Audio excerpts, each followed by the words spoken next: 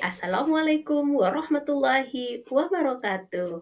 Perkenalkan kami dari kelompok 7 MPIC bersama saya Redatul Hayati dan sahabat saya Ibu Rosmailani Simamora dan Ibu Yonia Mestika. Pada mata kuliah perilaku organisasi dan kepemimpinan pendidikan Islam, kami akan membahas dua pokok bahasan. Yang pertama, pendekatan kepemimpinan dari segi situasi, dan kedua, kaitan kepemimpinan dan manajemen. Mari sama-sama kita simak penjelasan berikut ini. Kepemimpinan situasional. Kita sebagai pemimpin tentu saja akan menghadapi berbagai karakter manusia, baik dari segi kepribadian, cara berpikir, dan cara berkomunikasi. Sehingga seorang pemimpin perlu mempelajari cara menghadapi berbagai keadaan tersebut, sehingga potensi-potensi yang dimiliki oleh anggota organisasi yang dipimpin dapat terfasilitasi untuk mencapai tujuan bersama. Teori kepemimpinan situasional adalah suatu pendekatan terhadap kepemimpinan yang menyatakan bahwa pemimpin memahami perilakunya, sifat-sifat bawahannya, dan situasi sebelum menggunakan gaya kepemimpinan tertentu. Pendekatan ini mensyaratkan pemimpin untuk memiliki keterampilan diagnostik dalam perilaku manusia. Model kepemimpinan dari Friam Newton. Gaya kepemimpinan ini dikembangkan oleh Victor dan Philip Newton, yang menggabungkan antara gaya kepemimpinan dengan partisipasi dalam mengambil keputusan. Friam dan Newton mengungkapkan bahwa struktur tugas mempunyai tuntutan yang berubah-ubah untuk tugas rutin dan tidak rutin. Mereka berpendapat bahwa gaya kepemimpinan harus menyesuaikan diri. Agar dapat mencerminkan struktur tugas Friam dan Newton membagi menjadi 5 gaya kepemimpinan yang mengarah pada kontinum dari pendekatan otoriter A1, A2 dan ke konsultatif C1, C2 sampai ke pendekatan yang sepenuhnya partisipatif G2. Agar lebih jelasnya, hubungan gaya kepemimpinan dan sifat pemimpin dapat kita lihat pada tabel berikut ini. A1 atau otoriter 1, pemimpin menyelesaikan masalah atau membuat keputusan sendiri dengan menggunakan informasi yang tersedia pada saat itu. A2, pemimpin memperoleh informasi yang dibutuhkan dari bawahan dan memutuskan sendiri atas penyelesaian masalah yang dihadapi. Konsultatif 1 atau C1, pemimpin dan bawahan menghadapi masalah sebagai individu dan akan mendapatkan gagasan dan sasaran. Kemudian pemimpin membuat suatu keputusan yang tidak berpengaruh pada bawahan. C2, pemimpin dan bawahan menghadapi masalah sebagai kelompok secara kolektif, memperoleh gagasan dan saran. Kemudian mereka membuat keputusan yang tidak berpengaruh pada bawahan. Dan partisipatif sepenuhnya.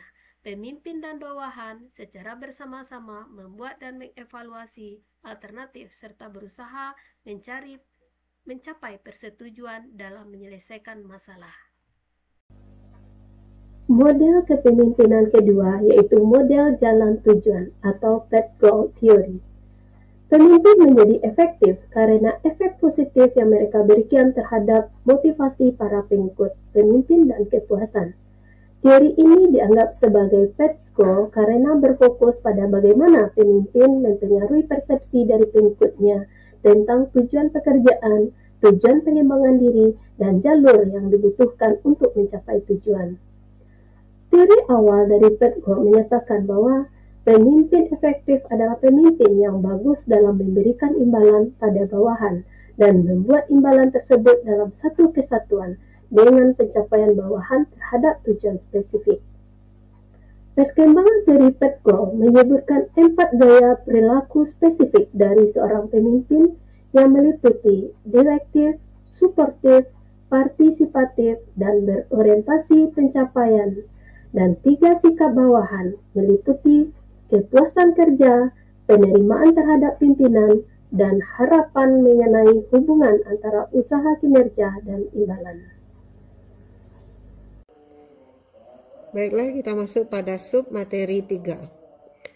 Pada materi 3 ini akan membahas tentang perbandingan beberapa pendekatan situasional pada perilaku organisasi. Pendekatan situasional dalam studi perilaku organisasi menekankan bahwa tidak ada satu pendekatan atau gaya manajemen yang sesuai untuk semua situasi. Sebaliknya, efektivitas kepemimpinan suatu manajemen bergantung pada berbagai faktor situasional. Berikut adalah perbandingan beberapa pendekatan situasional pada perilaku organisasi. 1. Teori kepemimpinan kontinum. Teori kontinum kepemimpinan diperkenalkan oleh Robert Tannenbaum dan Warren Schmidt pada tahun 1958. Merupakan model yang menunjukkan spektrum gaya kepemimpinan, mulai dari otokratis hingga demokratis. Spektrum gaya kepemimpinan. Yang pertama, otokratis atau sangat terpusat. Pemimpin membuat semua keputusan tanpa melibatkan pengikut. Pengikut hanya mengikuti instruksi dan tidak memiliki otonomi. Yang kedua, demokratis atau sangat terdesentralisasi. Pemimpin melibatkan pengikut dalam pengambilan keputusan. Pengikut memiliki otonomi dan tanggung jawab untuk menyelesaikan tugas. Faktor-faktor yang mempengaruhi gaya kepemimpinan. Yang pertama, kemampuan dan motivasi pengikut. Jika pengikut memiliki kemampuan dan motivasi tinggi, pemimpin dapat menggunakan gaya yang lebih demokratis. Yang kedua, sifat tugas. Jika tugas kompleks dan membutuhkan banyak masukan, pemimpin dapat menggunakan gaya yang lebih demokratis. Yang ketiga, nilai-nilai dan keyakinan. Pemimpin dengan nilai-nilai dan yang demokratis lebih cenderung menggunakan gaya kepemimpinan yang demokratis. Tipe-tipe perilaku pengambilan keputusan. 1. Pemimpin membuat keputusan dan mengumumkan kepada pengikutnya. 2. Pemimpin meminta saran pengikut sebelum membuat keputusan. 3. Pemimpin merumuskan batasan-batasannya dan meminta kelompok bawahan untuk membuat keputusan. 4. Pemimpin mengizinkan bawahan melakukan fungsi-fungsinya dalam batas-batas yang telah dirumuskan oleh pemimpin. Keuntungan teori kontinum kepemimpinan. 1. Memberikan fleksibilitas bagi pemimpin untuk memilih gaya yang sesuai dengan situasi. 2. Membantu pemimpin untuk memahami berbagai gaya kepemimpinan. 3. Meningkatkan kesadaran pemimpin tentang faktor-faktor yang mempengaruhi gaya kepemimpinan. Kekurangan teori kontinum kepemimpinan. 1. Sulit untuk menentukan gaya kepemimpinan yang tepat dalam setiap situasi. 2. Teori ini tidak mempertimbangkan faktor-faktor lain yang dapat mempengaruhi gaya kepemimpinan, seperti budaya organisasi. Baiklah, kita lanjutkan. Berikut kita akan mendiskusikan tentang teori kepemimpinan situasional Harshey-Blenker. Ada dua konsep utama pada teori ini. Yang pertama, tingkat kematangan atau readiness, yaitu kemampuan dan kemauan pengikut untuk menyelesaikan tugas. 2. Gaya kepemimpinan. Ada 4 gaya kepemimpinan yang diutarakan oleh Harshey-Blenker ini. Yang pertama, mengatur atau directing, yaitu memberikan instruksi dan arahan yang jelas. 2. Menjual atau selling, yaitu memberikan penjelasan dan persuasi untuk mendapatkan komitmen. Ketiga, partisipasi atau participating, berbagi ide dan keputusan dengan pengikut. Keempat, melimpahkan atau delegating, memberikan tanggung jawab dan otonomi kepada pengikut. Berikutnya kita akan bahas tentang hubungan antara tingkat kematangan dan gaya kepemimpinan. Yang pertama, tingkat kematangan rendah, yaitu pengikut membutuhkan arahan dan instruksi yang jelas. Pemimpin harus menggunakan gaya mengatur atau menjual.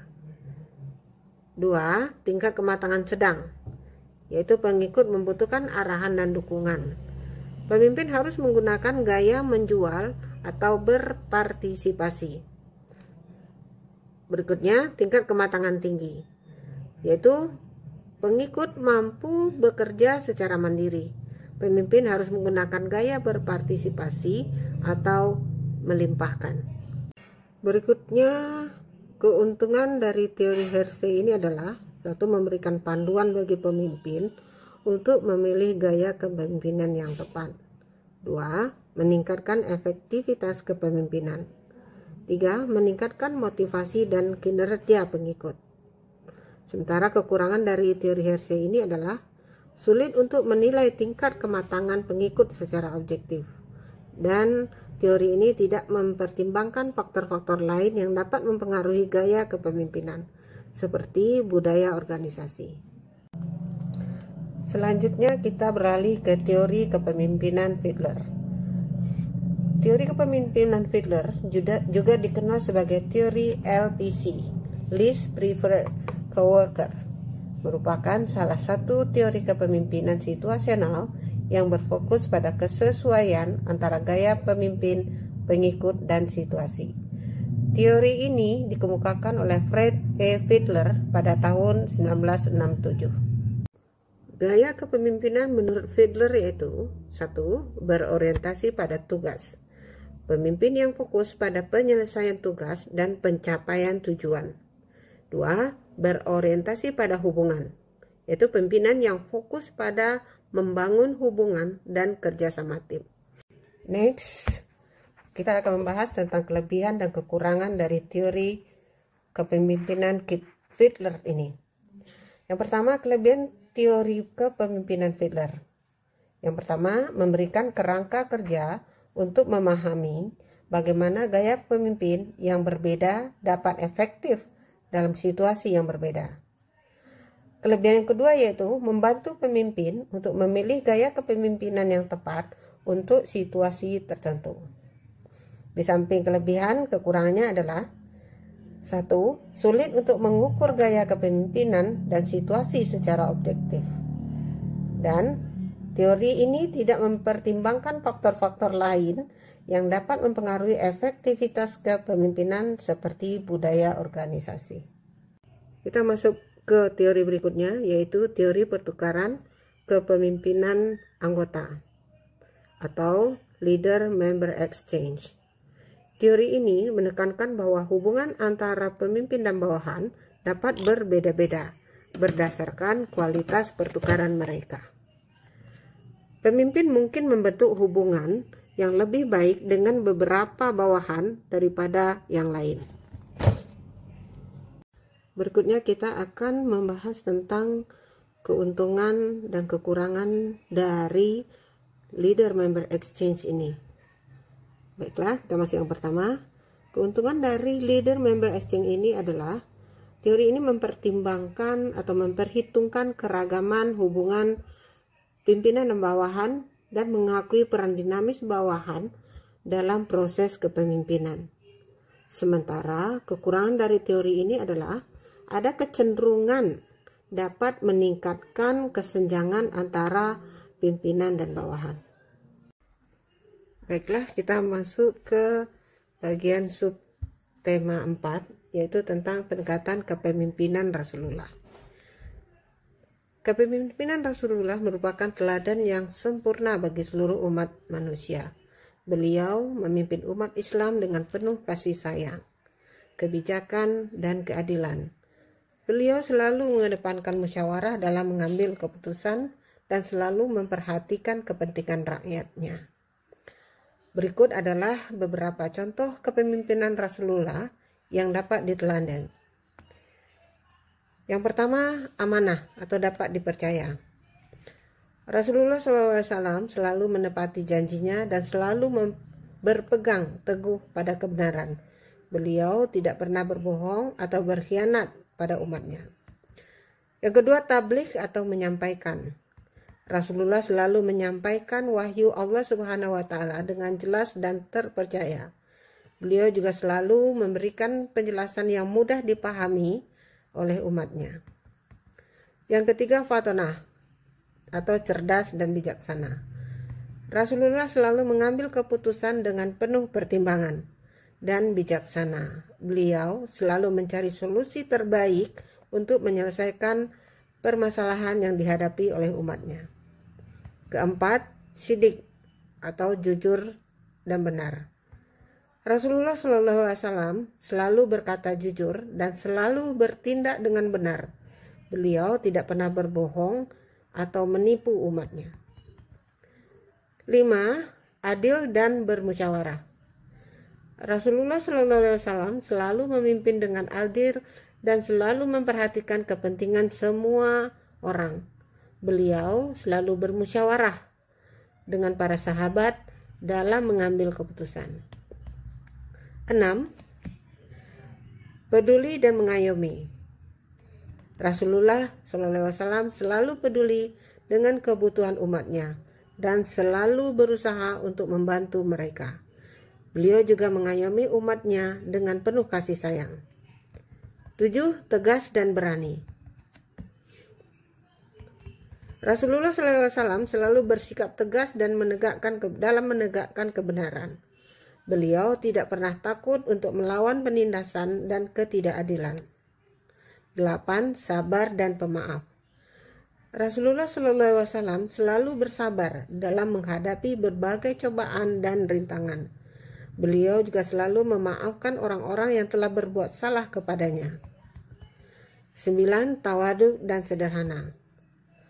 Rasulullah SAW selalu bersikap tawadu dan sederhana. Beliau tidak pernah sombong atau membanggakan diri. 10. Menjadi teladan yang baik. Rasulullah SAW selalu menjadi teladan yang baik bagi umatnya. Beliau selalu menunjukkan contoh yang terbaik dalam segala hal. Baiklah, demikian beberapa teori atau pendekatan kepemimpinan yang sudah kita bahas. Dari keterangan tersebut kita bisa membandingkan mana yang baik, unsur yang baik atau unsur yang tidak baik dalam teori-teori tersebut, dan kita bisa mengambil kesimpulannya. Demikian bahasan dari saya. Terima kasih atas perhatiannya. Assalamualaikum warahmatullahi wabarakatuh. Baiklah, selanjutnya saya akan memaparkan materi kaitan kepemimpinan dan manajemen. Kepemimpinan dan manajemen adalah dua konsep yang erat kaitannya dalam pengelolaan organisasi. Kepemimpinan berkaitan dengan kemampuan seseorang untuk memimpin dan memotivasi orang lain untuk mencapai tujuan tertentu. Sedangkan manajemen berkaitan dengan kemampuan seseorang untuk mengorganisasikan, mengendalikan, dan mengarahkan sumber daya dalam mencapai tujuan organisasi. Kali ini pembahasan akan saya bagi menjadi 3 submateri. Pertama, kaitan kepemimpinan dan manajemen. Kedua, kegiatan-kegiatan manajerial. Dan ketiga, keterampilan-keterampilan kepemimpinan. Baik, kita masuk kepada submateri yang pertama, kaitan kepemimpinan dan manajemen. Dimulai dengan definisi kepemimpinan. Kreitner 2005 mendefinisikan kepemimpinan atau leadership sebagai suatu proses pengaruh sosial di mana peran pemimpin untuk mengusahakan partisipasi sukarela daripada bawahannya dalam suatu target guna mencapai tujuan organisasi. Denim 2015 menerjemahkan kepemimpinan adalah setiap tindakan yang dilakukan oleh individu atau kelompok untuk mengorganisasi dan memberi arah kepada individu atau kelompok lain yang tergabung dalam wadah tertentu untuk mencapai tujuan yang telah ditetapkan sebelumnya.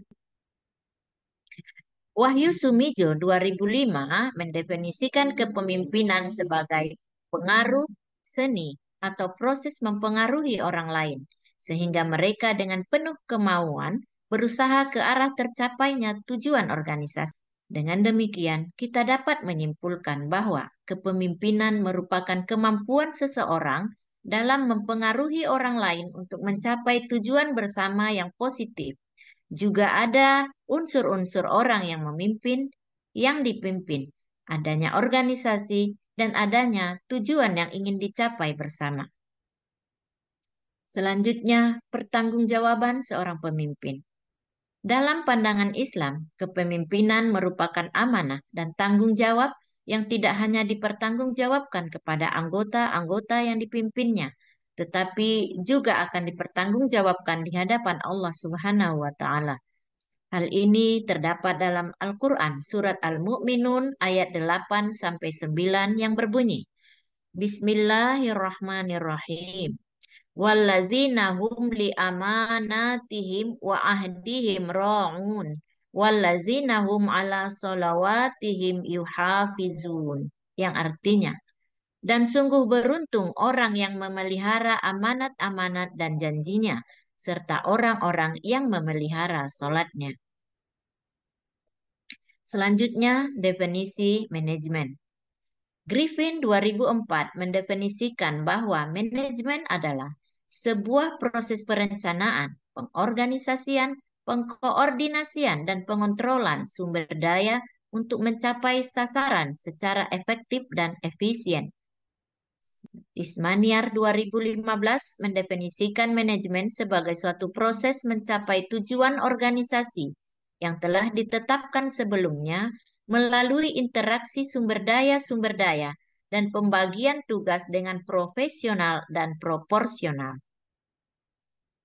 Kita dapat menyimpulkan bahwa manajemen adalah suatu proses mencapai tujuan organisasi yang telah ditetapkan sebelumnya dengan cara interaksi, koordinasi, pengintegrasian, dan pembagian tugas secara profesional dan proporsional untuk mengelola sumber daya yang ada, baik sumber daya manusia, yaitu tenaga kerja, ataupun material, keuangan, secara efektif dan efisien. Kaitan kepemimpinan dan manajemen.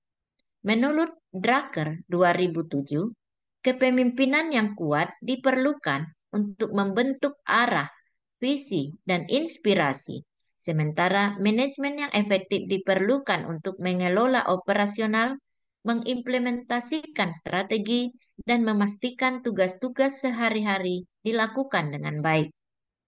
Sedangkan Kotter 2012 mendefinisikan kepemimpinan memberikan arah, visi, dan inspirasi. Sementara manajemen membantu mengelola tugas-tugas operasional dan mengimplementasikan perubahan secara efisien. Kedua peran ini harus saling melengkapi dan bekerja secara sinergis. Akhirnya kita bisa mengambil kesimpulan bahwa manajemen sangat erat kaitannya dengan kepemimpinan atau leadership, di mana manajemen adalah bagian integral dari kepemimpinan. Dapat dikatakan bahwa manajemen sulit dipisahkan dari kepemimpinan dan sebaliknya. Dalam kaitan ini, berbicara tentang manajemen berarti berbicara tentang kepemimpinan, karena pada saat pemimpin melaksanakan upaya memimpin, ia melakukan kegiatan manajemen. Selanjutnya kita masuk kepada submateri yang kedua, yaitu kegiatan-kegiatan manajerial. Wiani tahun 2022 mengatakan bahwa kegiatan manajerial itu terdiri atas 4 tahap. Pertama, planning atau perencanaan, yaitu proses menetapkan tujuan dan sasaran, menentukan pilihan-pilihan tindakan yang akan dilakukan, dan mengkaji cara-cara terbaik untuk mencapai tujuan masa depan yang telah ditetapkan sebelumnya. Kedua, organizing atau pengorganisasian. Proses organizing dilakukan pembagian tugas, wewenang, dan tanggung jawab secara terperinci berdasarkan bagian dan bidang masing-masing, sehingga terintegrasikan hubungan kerja yang sinergis, kondusif, harmonis, dan seirama dalam mencapai tujuan yang telah disepakati. Ketiga, actuating atau pelaksanaan, yaitu pengupayaan berbagai jenis tindakan agar semua anggota organisasi, mulai dari tingkat atas sampai bawah, berusaha mencapai sasaran organisasi sesuai rencana yang telah ditetapkan semula dengan cara terbaik dan benar. Terakhir, controlling atau pengawasan. Proses monitoring kegiatan-kegiatan, tujuan-tujuan yang telah ditetapkan, program-program yang telah direncanakan untuk dilakukan dalam periode tertentu, dan dilakukan perbaikan-perbaikan terhadap penyimpangan-penyimpangan yang terjadi. Sementara itu, Fred Lutens dan asosiasinya memberikan 4 macam kegiatan manajerial. Pertama, manajemen tradisional. Di sini, para pemimpin akan melakukan pengambilan keputusan, perencanaan, dan pengendalian. Kedua, komunikasi. Seorang pemimpin akan melakukan pertukaran informasi rutin dan juga pemrosesan dokumen. Yang ketiga, manajemen sumber daya manusia. Di sini, pemimpin akan memotivasi, mendisiplinkan, mengelola konflik, staf, dan pelatihan. Dan terakhir, networking, di mana pemimpin akan bersosialisasi, berpolitik, dan berintegrasi dengan pihak luar. Submateri yang terakhir, yaitu keterampilan-keterampilan kepemimpinan. Kadir 2021 memberikan 5 keterampilan yang harus dimiliki oleh seorang pemimpin. Pertama, skill in leadership, yaitu kemampuan yang diperlukan oleh seorang pemimpin yang efektif dalam memimpin dan mengelola orang-orang di dalam organisasi.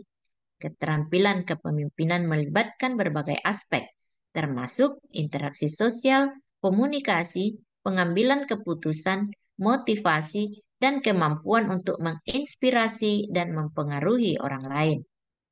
Kedua, skill in human relationship. Kemampuan seorang pemimpin untuk berinteraksi, berhubungan, dan membangun hubungan yang kuat dengan anggota tim, rekan kerja, dan pihak lain yang terlibat dalam organisasi. Skill ini berfokus pada pemahaman, penghargaan, dan pengelolaan interaksi manusia dalam konteks kepemimpinan. Ketiga, skill in group process, yaitu kemampuan seorang pemimpin untuk mengelola, memfasilitasi, dan mendorong kemajuan dan perkembangan kelompok atau tim dalam mencapai tujuan bersama. Skill ini berfokus pada upaya pemimpin untuk memastikan bahwa kelompok bekerja secara efisien, mengoptimalkan kinerja mereka, dan mencapai hasil yang diinginkan. Keempat, skill in personal administration, yaitu kemampuan seorang pemimpin untuk mengelola aspek-aspek administratif terkait dengan kepemimpinan diri sendiri. Ini termasuk pengelolaan waktu, perencanaan pribadi, pengaturan tujuan individu, serta pemantauan dan pengelolaan kinerja pribadi. Terakhir, skill in evaluation, yaitu kemampuan seorang pemimpin untuk melakukan evaluasi yang efektif terhadap situasi, kinerja tim, proyek, atau program yang sedang dikelola. Evaluasi ini bertujuan untuk memperoleh pemahaman yang mendalam tentang apa yang berfungsi dengan baik, apa yang perlu diperbaiki, dan bagaimana meningkatkan hasil secara keseluruhan. Kemudian, Denim 2011 juga menyatakan bahwa ada 3 keterampilan yang harus dimiliki oleh seorang pemimpin. Pertama, keterampilan teknis atau technical skill. Keterampilan menerapkan pengetahuan teoritis ke dalam tindakan-tindakan praktis. Kemampuan memecahkan masalah melalui taktik yang baik, atau kemampuan menyelesaikan tugas-tugas secara sistematis. Kedua, keterampilan menjalin hubungan atau human relation skill, yaitu keterampilan untuk menempatkan diri di dalam kelompok kerja dan keterampilan menjalin komunikasi yang mampu menciptakan kepuasan kedua belah pihak.